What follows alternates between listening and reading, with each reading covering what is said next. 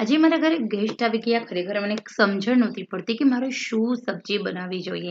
ખરેખર ઘરમાં જે હતું એ પણ બધું થોડું થોડું હતું અને થયું કે ચલો સાલું પંજાબી જ સબ્જી બનાવી દઉં. તો બહારથી 100 ગ્રામ પનીર લઈ આવી છું. આશરે આટલી સબ્જી છે, 3-4 વ્યક્તિ તો આરામથી ખાઈ શકે છે. તો ચલો આપણે ટેસ્ટી પંજાબી સબ્જી બનાવીએ. તો એના માટે આપણે બીજી ત્રીજી કોઈ વસ્તુ નહીં.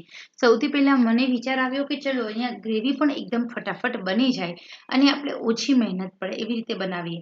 તો અહીંયા ઇન્સ્ટન્ટલી આપણે સૌથી પહેલાં મેં પનીરના પીસ કર્યા છે અને એ પીસીસને મેં આવી રીતે તેલમાં તળી લીધા છે. એકદમ સ્લો ટુ મીડિયમ આંચે પનીરના જે પીસ છે 100 ગ્રામ પનીરના એને તેલમાં તળી લેવાના છે. તો તેલમાં એટલા માટે તળવાના કે જ્યારે આપણી પનીરની સબ્જી બનાવીએ ત્યારે છૂટું છૂટું પનીર ન થઈ જાય અને પનીરનો ટેસ્ટ ખૂબ સારો આવે અને સબ્જીમાં પનીર એકદમ બહાર હોટેલમાં હોય એવું જ દેખાય. એના માટે પહેલાં મેં પનીરને ફ્રાય કરી લીધા. મિત્રો અહીંયા જે ગ્રેવી કરી છે એકદમ સિમ્પલ છે, સરળ છે. ગ્રેવી કરવાની ખૂબી છે. જો તમે આવી રીતે કેપ્સિકમ મરચાં અને પનીરનું શાક પંજાબી સ્ટાઇલ બનાવશો તો બહુ સરસ મજાનું બની જશે. તો અહીંયા મારા પાસે કેપ્સિકમ મરચું એક હતું અને ડુંગળી ટામેટાં તો ઘરમાં હોય જ, માત્ર પનીર જ બહારથી લાવી છું. અને તો પણ અફલાતુન બહાર ખરેખર હોટેલના શાકને સાઈડમાં મૂકી દે એવું પંજાબી શાક બનીને રેડી થઈ ગયું. મહેમાન તો આંગળા ચાટીને ખાઈ ગયા. ખરેખર કહ્યું બહુ સરસ સબ્જી છે. તો હવે આપણે અહીંયા મેં એક ઓનિયન લીધું છે.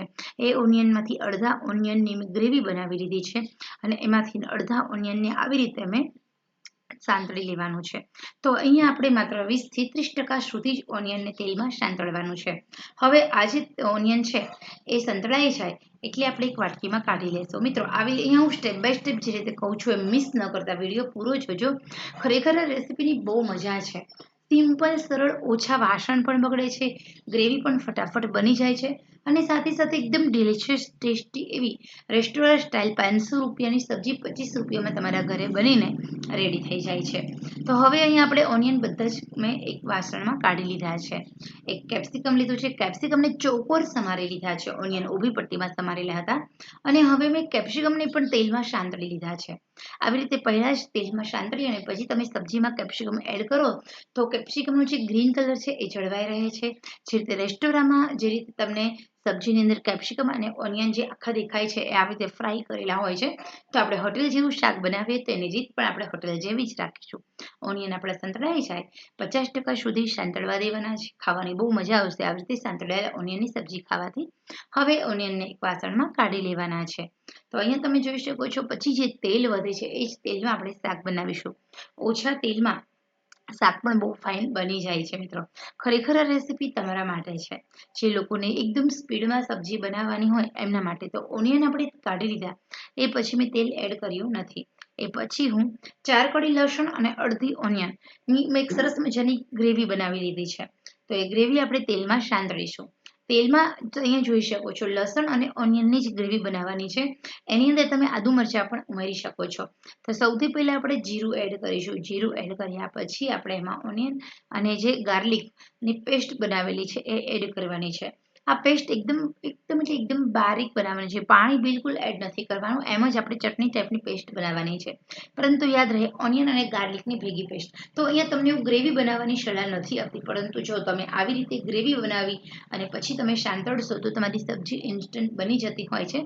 હવે ઓનિયનમાં પાણીનો ભાગ બધો બળી જવો જોઈએ ત્યાં સુધી આપણે એડ કરીશું. ત્યાં સુધી મેં એક ટામેટું લીધું છે. ટામેટાને આપણે એકદમ સરસ છે જે મિક્સરમાં આપણે ઓનિયન પીસી છે એ જ મિક્સરમાં એકદમ ફાઇન પીસી લઈએ. તો અહીંયા આપણે બંને કામ એકસાથે થશે એટલે તમારે સમયની બચત થશે. અહીંયા તમારી ઓનિયનની પેસ્ટ સંતળાઈ જાય એટલે બ્રાઉન કલરની થઈ જશે. સુગંધ આવે લાગશે સમજો. અને ખરેખર બહુ સરસ મજાની સુગંધ આવે છે અને ખરેખર આ સબ્જી ખાવાની મજા જ અલગ છે.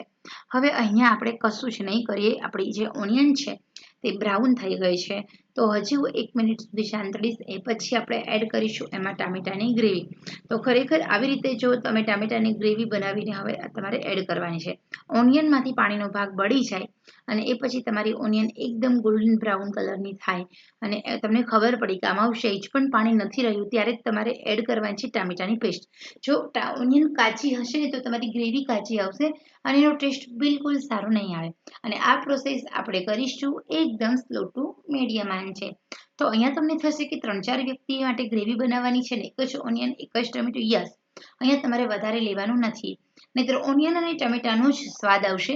અહીંયા તમારી ગ્રેવી છે એને ટેસ્ટી બનાવવાની છે, આપણે ઓનિયન ટામેટાનો સ્વાદ નથી લેવાનો. તો અહીંયા આપણે હવે ટામેટાની પણ સાંતળી લઈએ. ટામેટાના કારણે જે પેસ્ટ છે એના કારણે આપણી સબ્જી એકદમ લાલ ચટાકેદાર બનશે. તો અહીંયા તમે કોઈ પણ જ્યારે તમારી સબ્જી લાલ ચટાકેદાર બનાવવી હોય ત્યારે તમારે એમાં ટામેટાની પ્યુરી અવશ્ય એડ કરવાની છે. ટામેટાની પ્યુરી એકદમ સરસ ચડી જાય, 2 થી 3 મિનિટ થાય એટલે તમારે એમાં એડ કરવાના છે બધા મસાલા. તો હવે અહીંયા તમે જોઈ શકો છો આપણી ટામેટાની પેસ્ટ છે એ પણ ચડી રહી છે, પરંતુ એક વસ્તુ તમે એડ કરી છે ઓનિયન, તો એનું પાણી બળે પછી ટામેટા એડ કરવાના છે. અને ટામેટાની જે પ્યુરી એડ કરો એ પછી તમારે ટામેટાની પ્યુરીનું પાણી બળી જાય અને ટામેટા એકદમ મસ્ત ચડી જાય એ પછી જ તમારે એડ કરવાનું છે એમાં શું એડ કરવાનું છે, બીજા બધા મસાલા. તો અહીંયા હવે આપણે એકદમ સરસ હલાવી લઈએ. ગેસની આંચ મીડિયમ જ રાખીશું, જેના કારણે તળિયે ચોટી પણ ન જાય, બળી પણ ન જાય અને આપણી જે ગ્રેવી છે તે વધારે ટેસ્ટી બને. તો બસ આ બે જ વસ્તુનું ધ્યાન રાખવાનું છે. ટામેટા અને ઓનિયનને ધીમે ધીમે સાંતળવાની છે. તો અહીંયા તમે જોઈ શકો છો આપણા ટામેટામાંથી પાણી છૂટું પડી રહ્યું છે. હવે આપણે એમાં એડ કરીશું સાંતળેલા ઓનિયન અને સાથે સાથે સાંતળેલા કેપ્સિકમ. તો સાંતળેલા ઓનિયન કેપ્સિકમને ઉમેરી અને હલાવી લેવાનું છે. 1 મિનિટ માટે આમ જ સાંતળી લઈએ. હવે અહીંયા તમે જો ઓનિયન છે એ અને મરચાં કેટલા સરસ દેખાય. કેપ્સિકમ, મરચાં અને ઓનિયન બંને ગ્રેવીમાં સાઈડે સાઈડ થાય એટલે આપણે બધા જ મસાલા કરીશું. તો સૌથી પહેલાં ટેસ્ટ અકોર્ડિંગ નમક એડ કરીશું. અડધાની અડધી ચમચી હળદર થોડી ઓછી એડ કરવાની. કશ્મીરી લાલ મરચું એડ કર્યું છે. કશ્મીરી લાલ મરચુંથી કલર ખૂબ સારો આવે છે. મારા પાસે કાશ્મીરી મરચું છે એટલે હું યુઝ કરું છું. તમે રેશમ પટ્ટો જે તીખું મરચું હોય છે એ યુઝ કરતા હોય તો તમે ઓછું. સાથે આપણે થોડો અમથો ગરમ મસાલો ઉમેર્યો છે.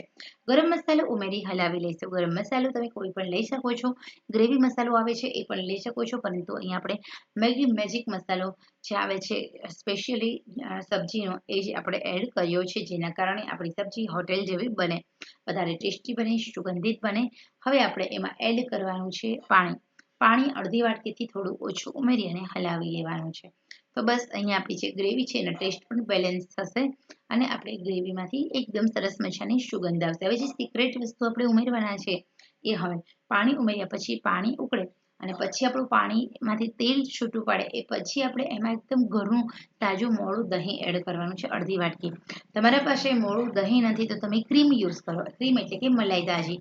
અડધી વાટકી તમે મલાઈ ઉમેરો, એનાથી તમારો ટેસ્ટ બેલેન્સ થાય છે અને તમારી સબ્જી એકદમ ક્રીમી બને છે. તો અહીંયા આપણે મલાઈનો ઉપયોગ નહીં કરીએ, આપણે ઉપયોગ કરીશું મોળા દહીંનો. મોળા દહીંની મદદથી ટેસ્ટ બેલેન્સ થાય છે અને તમારી સબ્જી એકદમ યમ્મી અને ક્રીમી બને છે. તો અહીંયા આપણે દહીંવાળા કેપ્સિકમ રેડી છે. હવે આપણે દહીંની ગ્રેવીવાળા પંજાબી સ્ટાઇલ કેપ્સિકમ, મરચાં અને પનીરની સબ્જી બનાવીશું. તો અહીંયા આપણે ઉમેરીશું ફ્રાય કરેલા પનીર. તો એના માટે જે ગ્રેવી છે એને થોડી સાંતળવા દઈએ અને ત્યારબાદ આપણું જે દહીં છે એ દહીં ગ્રેવી સાથે સેટ થાય. જ્યારે પણ તમે દહીં ઉમેરો છો ત્યારે ગેસની આંચ સાવ સ્લો ટુ મીડિયમ કરવાની છે, નહીંતર તમારી જે દહીં છે એ ફાટી જશે. હવે આપણે સાચવીને એમાં પનીર જે સાંતળેલા છે એ એડ કરવાના છે.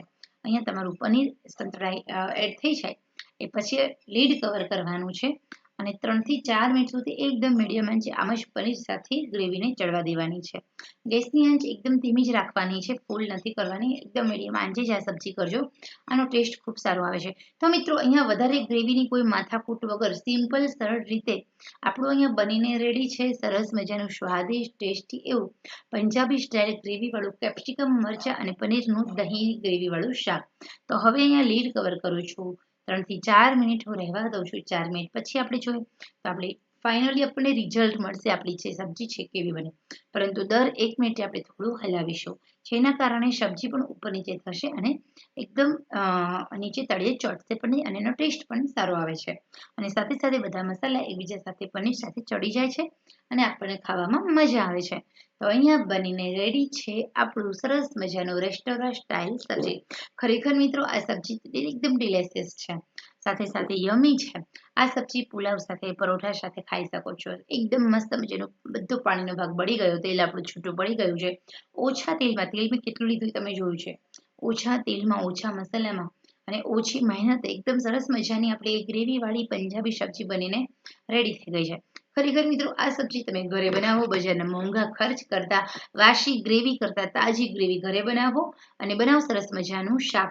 તો ખરેખર તમને પણ જો મારું ડિલિશિયસ શાક પસંદ આવ્યું હોય, કેપ્સિકમ મરચાં અને પનીરનું દહીંની ગ્રેવીવાળું, તો ચોક્કસ તમે આ સબ્જી ઘરે બનાવો. નાના મોટા સૌ કોઈને ભાવશે, પ્રેમથી ખાશે, માંગી માંગી ખાશે.